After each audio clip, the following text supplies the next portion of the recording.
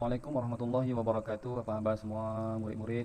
InsyaAllah hari ini kita akan ulang kaji bersama-sama potongan ayat Quran yang Ustaz pilih untuk kita meningkatkan lagi bacaan Al-Quran kita.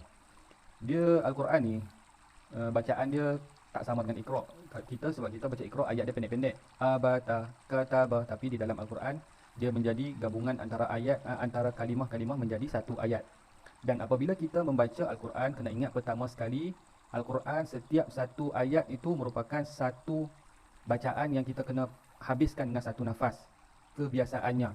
Tetapi dalam keadaan-keadaan tertentu dibenarkan kita berhenti di tengah-tengah jika nafas kita pendek ataupun ayat itu terlalu panjang. Kemudian, selain daripada penghabisan ayat, kita boleh berhenti. Contohnya di sini kita akan berhenti di kalimah fa'budun.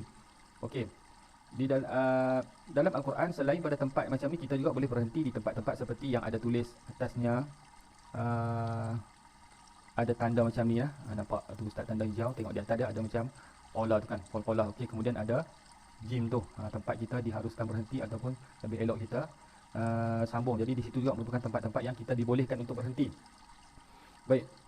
Bila kita baca Al-Quran, pertama sekali uh, untuk kita bagi lancar bacaan kita, kita kena ulang banyak kali baru setiap ayat kita baca tu akan menjadi lancar. Yang pertama. Yang kedua, semasa kita baca, contoh ayat di sini ya, ayat di sini Ustaz baca a'udzubillahi minasyaitonirrajim wa ma arsalna min qablika min rasulin illa nuhi. Okey, Ustaz berhenti di situ. Berhenti, tunggu Ustaz, kita tengoklah. Okey, bila kita baca wa ma arsalna, kalau dalam Iqra kita akan baca wa ma arsalna min qablika. Kita akan tarik nafas. Setiap satu kalimah kita akan ambil nafas. Tapi bila kita sudah masuk ke Al-Quran, kita tak boleh baca macam tu. Kita kena baca wa ma arsalna min qablik.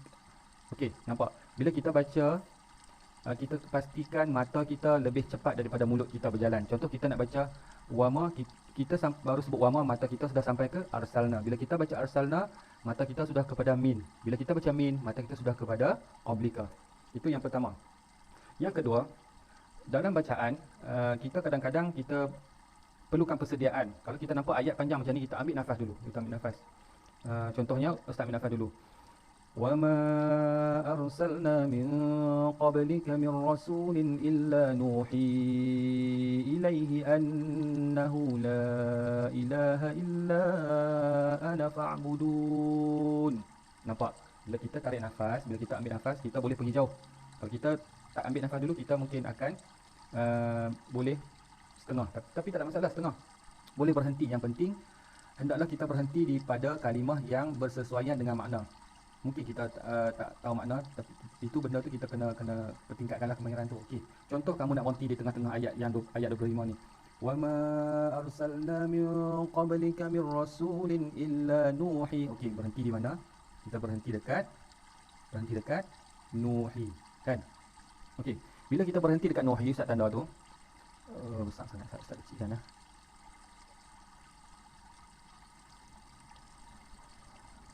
Okey, kita berhenti dekat nuhi kan. Berhenti dekat nuhi tadi. Okey, kita berhenti di situ. Berhenti di sini. Okey, bila kita berhenti dekat illa nuhi, kita nak ambil di mana? Agak-agak kita nak ambil di mana? Kita nak mula balik untuk sambung. Adakah kita boleh sambung terus? Ilaihi annahu la ilaha. Boleh macam tu? Boleh? Tak boleh. Lepas tu kita nak buat macam mana? Kita ambil hi ilaihi annahu pun tak boleh, sebab bila kita berhenti dekat illa nuhi yang Ustaz tanda ni, kita kena ambil balik dekat illa nah. Nak sambung kena ambil balik illa. Ambil pada illa ni. Ambil pada illa. Lepas tu baru kita baca balik sampai habis fa'budun. Illa ana fa'budun, kan? Okey, contoh Ustaz baca. Wa ma arsalna min qablika min rasulin illa nuhi ilaihi annahu la ilaha illa ana fa'budun. Nampak tak? Dua cara Ustaz bagi. Yang pertama, kita baca sampai habis. Kita baca sampai habis satu ayat, ataupun kita berhenti di tengah-tengah, tapi kita kena orang kata kita undur balik belakang. Kita undur balik sikit ke belakang lah, baru kita sambung. Ustaz ulang lagi sekali cara Ustaz baca yang untuk dua nafas. Kalau untuk satu nafas, habiskan sampai ayat 25 ni, fa'budun, daripada wa ma arsalna. Kalau kita nak baca dua nafas, kita kena baca wa ma arsalna min qablika min rasulin illa nuhi. Okey, di situ kemudian kita ambil balik di belakang sikit illa nuhi ilaihi annahu la ilaha illa ana fa'budun. Nampak ustaz ambil baca sekejap dari situ sampai habis. Okey, kita tengok ayat yang kedua nah. Kita tengok pula ayat yang kedua. Okey, untuk ayat yang kedua. Wa qalu ittakhadha ar-rahmanu waladan subhanahu bal ibadun mukramun. Okey, satu nafas. Kalau kata nafas kita pendek, nampak macam mana? Kita berhenti. Okey, di sini ada dua tempat berhenti yang dibolehkan. Ada dua tempat yang dibolehkan berhenti di sini. Kita kena tahu juga ada tempat-tempat yang boleh berhenti walaupun kita tak baca satu ayat tu sampai habis. Contohnya Ustaz bagi satu di sini. Nampak tak? Tu tanda tu. Nampak tak tanda kecil tu? Tu tandanya kita boleh berhenti ataupun terus. Kemudian ada lagi satu di sini. Ni nampak. Ya. Nampak tak? Tu dalam bulatan tu. Nampak tak tanda jim kecil di atas tu? Itu tandanya kita seeloknya sambung tapi boleh berhenti kan. Nampak? Bila kita tahu benda-benda ni, bacaan kita jadi mudah. Okey.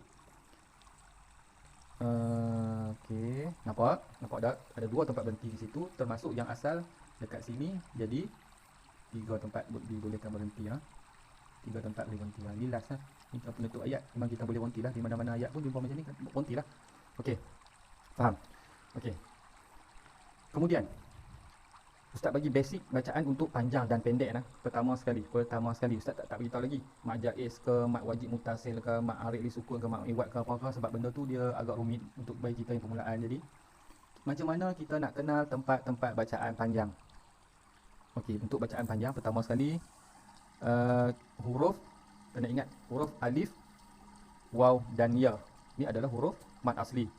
Bila ada huruf sebelumnya bersambung dengan huruf-huruf macam ni, yang kalau alif sebelumnya mestilah baris atas, contoh wama. Kalau kasrah, tengok yang atas sekali dulu. Mim dia berbaris fathah atau berbaris atas, kemudian dia bersambung dengan alif, betul tak? Alif tu ada baris tak? Tak ada baris. Di atas tu macam awan pendek tu, itu adalah tanda mat. Itu sebab dia bersambung pula, dia jadi mat lain pula. Okey, kita bincang tentang mat asli dulu yang kita akan baca. Hanya dua atau satu harakat. Okey, yang pertama alif, apabila sebelum alif yang tidak berbaris, apabila sebelumnya baris fathah, maka ia dibaca dua harakat. Okey, kemudian kita tengok dekat contoh waw yang tidak berbaris. Okey, tengok nuhi illa nuhi. Nampak tak? Waw tu kosong, dia tidak ada apa-apa baris, atas pun tak ada, bawah pun tak ada, depan pun tak ada. Sebelum dia huruf nun. Jadi huruf apa yang nak kena panjang? Huruf nun. Macam tadi wama panjang, di sini illa nuhi. Nu tu kena panjang sebab dia jadi mat asli. Untuk huruf waw, huruf sebelum dia mestilah berbaris hadapan. Okey, kita tengok pula dekat huruf ya. Okey, di sini ada huruf ya yang tidak berbaris. Aidihim. Okey. Di sini huruf ya ni ada baris tak? Siapa pandai? Tak ada baris kan? Atas dia pun tak ada, bawah pun tak ada, depan pun tak ada. Tengok pula huruf sebelum dia, huruf dal. Huruf dal tu ada baris tak? Ada baris di atas ke di bawah? Di bawah. Jadi bila ya yang tidak berbaris sebelumnya huruf berbaris di bawah, maka dia dibaca panjang. Aidihim. Kita tak boleh baca aidihim. Kita tengok nah. Tengok saya baca daripada atas. Wama arsalna. Wama. Di sini dia dah jadi mat jaiz tau, sebab dia ada huruf mat yang bertemu dengan hamzah dalam dua kalimah, dia jadi mat jaiz mufasil. Wama arsalna. Na ni juga mat asli sebab nun bersambung dengan alif dan alif itu tidak berbaris, tak ada baris. Sebelum dia baris fathah macam ma tadi. Nina wama arsalna min qablika min rasulin illa nuhi. Nu kita tak baca illa nuhi, tak boleh, kena baca illa nuhi. Illa nuhi ilaihi annahu la ilaha illa. Okey, nampak tak cara bacaan dia? Kalau kita tahu di mana panjang, di mana pendek, maka bacaan kita akan jadi tepat, lengkap. Okey, tengok dekat bawah sekali balik. Ya'lamu ma baina aydihim wa ma khalfahum. Kita tak boleh baca ya'lamu ma baina aydihim wa ma khalfahum. Tak boleh, jangan sekali-kali baca macam tu nah, sebab ada huruf ya yang tidak berbaris sebelumnya berbaris huruf berbaris bawah. Ingat tu, alif tadi sebelumnya berbaris atas. Kalau waw sebelum dia berbaris hadapan. Kalau ya mestilah sebelumnya huruf yang berbaris kasrah baris bawah. Okey. Okey, selesai dah. Tiga benda, alif waw ya. Ingat tu. Alif waw ya dalam Al-Quran yang tidak berbaris, kamu tengok huruf sebelum dia baris apa. Kalau alif tu baris fathah panjang, waw tu sebelum dia baris dhammah panjang, ya sebelum dia baris kasrah panjang juga. Okey. Okey noh. Saya harap kamu fahamlah ni. Kalau tak faham boleh tanya. Okey. Baik, selesai bab tu. Okey, itu untuk panjang. Dah kalau nak pendek macam mana? Okey, bila tak ada huruf-huruf yang tu selalunya hanya pendek. Contohnya Ustaz, okey, Ustaz baca atas balik. Wa ma arsalna min qablika min. Qablika min. Okey, saya nak tanya dekat qablika min ni. Okey. Dia jadi bulat Ustaz. Okey.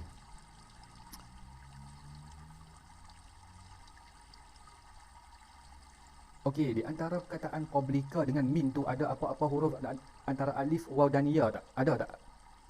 Nampak ada tak situ lepas kaf tu qablika tu kan, ada tak alif ke, waw ke, ya ke, ada tak? Tak ada kan? Okey. Kita nak baca macam mana bila tak ada? Mudah saja, kita pendekkan. Kita pendekkan macam biasa, tak perlu panjang-panjang, tak perlu macam wa ma arsalna min qablika min, tak payah ka min, salah. Kena baca min qablika mir rasul. Nampak tak Ustaz? Beza antara pendek dengan panjang. Satu qablika min, yang kedua qablika mir rasul. Okey. Boleh kan panjang dan pendek di situ? Okey, tengok yang kedua. Kita ambil yang agak susah sebab dia untuk ayat di baris pertama bertemu baris kedua. Okey.